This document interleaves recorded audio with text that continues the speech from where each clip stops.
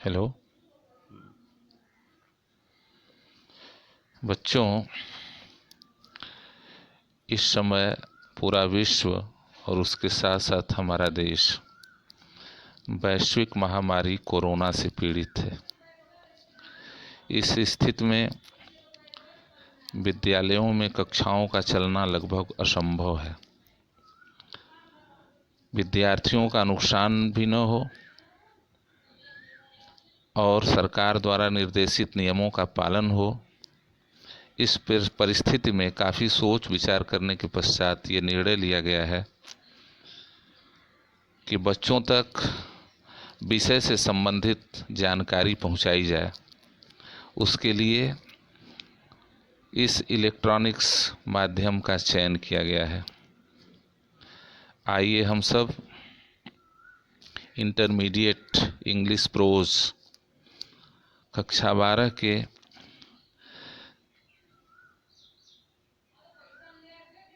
पाठ्यक्रम के अनुसार पहले पाठ a girl with A basket को देखें। A girl with A basket, जिसके लेखक हैं विलियम सी डगलस। हम लोग थोड़ा सा लेखक के बारे में जान लें। विलियम सी डगलस महोदय अमेरिका के सुप्रीम कोर्ट के रिटायर्ड जज थे। सन 1950 में उन्होंने भारत की यात्रा का निश्चय किया और भारत भ्रमण के लिए आए। इस पाठ में उन्होंने उसी का वर्णन किया है। अपनी यात्रा के दौरान उन्हें कई स्थितियों का सामना करना पड़ा। वह नई दिल्ली से हिमालयन एरिया अर्थात हिमालय क्षेत्र में पड़ने वाले कई क्षेत्रों के बारे में जानने का निश्चय किया। वो नई दिल्ली से रानीखेत के लिए चल पड़े। रानीखेत जो कि एक हिल स्टेशन है हिमालय क्षेत्र में, वहाँ तक जाने के लिए सीधे ट्रेन का रास्ता नहीं था। तो पहले उन्होंने बरेली तक ट्रेन से यात्रा की, उसके बाद कार से रानीखेत चले। उनकी विशेषता ये थी कि वो प्राकृतिक दृश्यों को देखने के बड़े शौकीन थे और उनका काम था घूम घूम कर लोगों के बारे में और प्रकृति के बारे में जानना। इसी उद्देश्य से वो भारत के लोगों के बारे में भी जानने के लिए, भारत के लोग कैसे हैं, क्या उनकी हॉबी है, उनकी सोच क्या है, भारत में आए थे। जिस ट्रेन में वो सवार थे वह ट्रेन एक धीमी ट्रेन थी, पैसेंजर ट्रेन कहेंगे, और वो लगभग हर स्टेशन पे रुकती थी। तो लेखक का उद्देश्य ही था लोगों से बात करना। तो ज्यों ही ट्रेन स्टेशन पे रुकती थी वो ट्रेन का दरवाज़ा, कंपार्टमेंट का दरवाज़ा खोल देते थे और प्लेटफार्म पे आ जाते थे, लोगों से बात करने का प्रयास करते थे। इस दौरान उन्हें एक 9 वर्ष की सुंदर बालिका मिली जिसके व्यवहार ने उन्हें सर्वाधिक प्रभावित किया। मैं यूँ कहूँ कि वह उसके व्यवहार से इतना प्रभावित हुए कि उसके बारे में उन्हें एक पाठ लिख देना पड़ा और उन्हीं के भावनाओं की अभिव्यक्ति के रूप में ये पाठ है। आइए अब हम पाठ का अध्ययन करेंगे, फिर हिंदी और अंग्रेजी दोनों में उसको देखेंगे। पहला paragraph.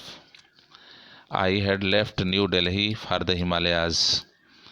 I was going as far as Bareilly by train and then by car to Ranikhet, an old British Army hill station located on a 6,000-foot ridge opposite a 120-mile stretch of snow-capped Himalayas.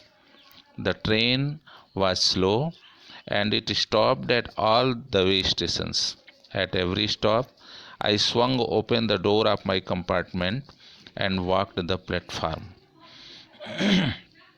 I had left New Delhi for the Himalayas. मैं नई दिल्ली को छोड़ा हिमालय के लिए। यह तो इसका शाब्दिक अर्थ हुआ। मतलब मैं नई दिल्ली से हिमालय के लिए चल पड़ा। I started from New Delhi to Himalayas. I was going as far as Bareilly by train. He was telling about his vehicle. यहाँ वो अपने उस साधन के बारे में बता रहे हैं कि बरेली तक वो ट्रेन से गए। और हमें पता है कि शायद उस ज़माने में बरेली के बाद ट्रेन का रास्ता नहीं था, या जिस रास्ते से उन्हें जाना था वो ट्रेन का रास्ता नहीं था। इसलिए then he hired a car to go to Ranikhet. Ranikhet जाने के लिए उन्होंने एक कार किराए पर लिया। यहाँ किराए पर तो नहीं लिखा है, लेकिन अमेरिका से अपनी कार लेके नहीं आए थे, तो उसका एक अर्थ ये किया जा सकता है कि उन्होंने किराए पर एक कार लिया। रानीखेत क्या है? रानीखेत के बारे में बता रहे हैं कि Ranikhet is a place in Himalayan area where once there was a British army hill station.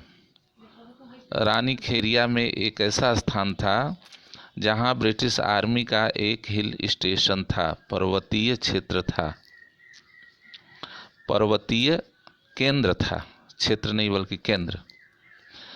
और रानीखेत की क्या विशेषता थी कि रानीखेत एक बर्फीली जगह थी, और हिमालय के बारे में तो हम जानते ही हैं कि वो स्नो कैप्ड होता है, वो बर्फ़ से ढका होता है। तो लिख रहे हैं स्नो कैप्ड हिमालयाज, माने वो हिमालय कौन? जो बर्फ़ की टोपी पहने हुए रहता था, अर्थात बर्फ़ से ढका रहता था। Himalaya was covered with snow, the train was slow and it stopped at all the way stations. Means the train in which the writer was traveling was a passenger train, slow train, and it stopped at every stations.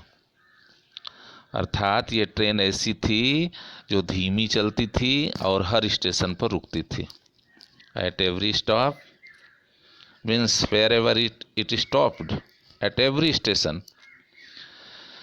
When the train stopped, जब train रुकती थी, लेखक कह रहा है, the writer says that he opened the door of compartment and walked the platform. इस तरह से यह पहला पैराग्राफ पूरा हुआ। वो डिब्बे का दरवाज़ा खोल देता था और प्लेटफार्म पे टहलता था। आइए दूसरे पैराग्राफ को लेते हैं। The platforms were packed with people, Sikh, Muslim, Hindus, soldiers, merchants, priests, porters, beggars, hawkers. Almost everyone was barefoot and dressed in loose white garment. I would ask at least 3 people before I could find one who spoke English. We would talk world affairs and every major topic the news of the day produced. In this way, I was trying to get a feel of the pulse of the nation, checking opinion against official attitude and reports. The platforms were packed with people. लेखक बता रहा है क्या दृश्य उन्होंने देखा, दृश्य का वर्णन कर रहे हैं प्लेटफार्म के।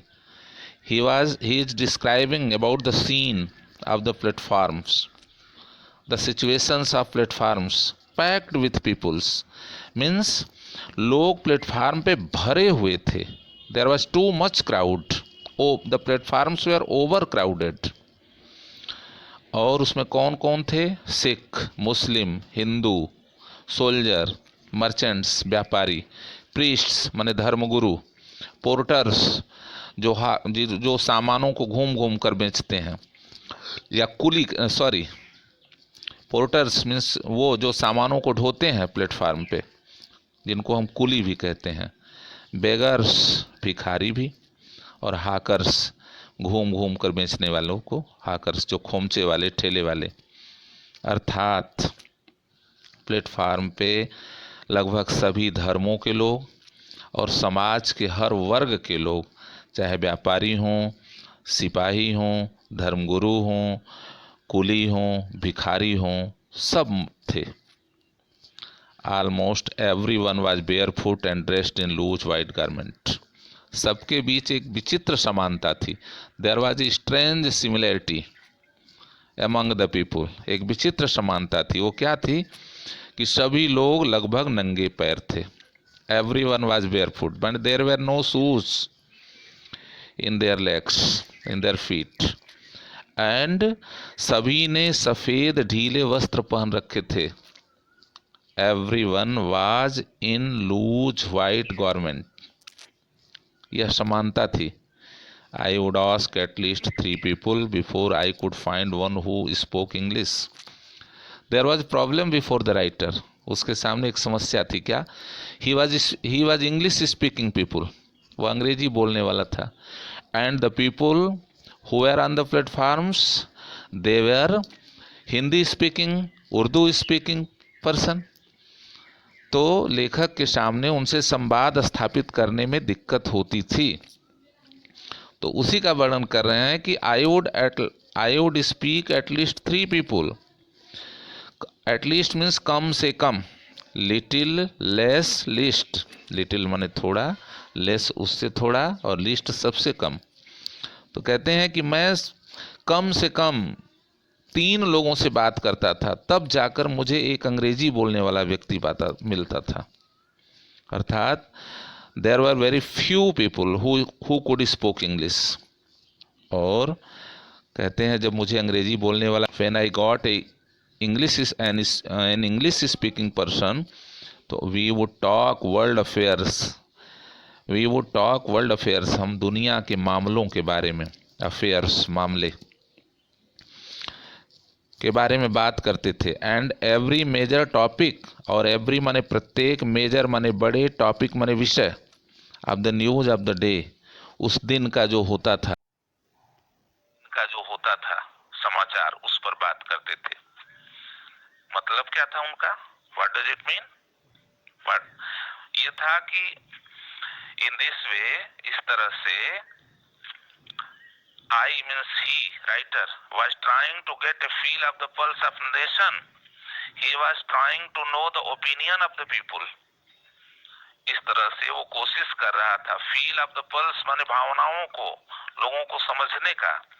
Checking opinions, he was trying to know the thoughts of the people against official attitudes and reports. अब यहाँ ऑफिशियल एटीट्यूड्स एंड रिपोर्ट्स का मतलब ये हुआ कि लोगों के बारे में जो पहले से ही कुछ धारणा बन गई थी लोगों की कि ऐसे होते हैं वैसे होते हैं, उस धारणा के विपरीत he was trying to know about the people.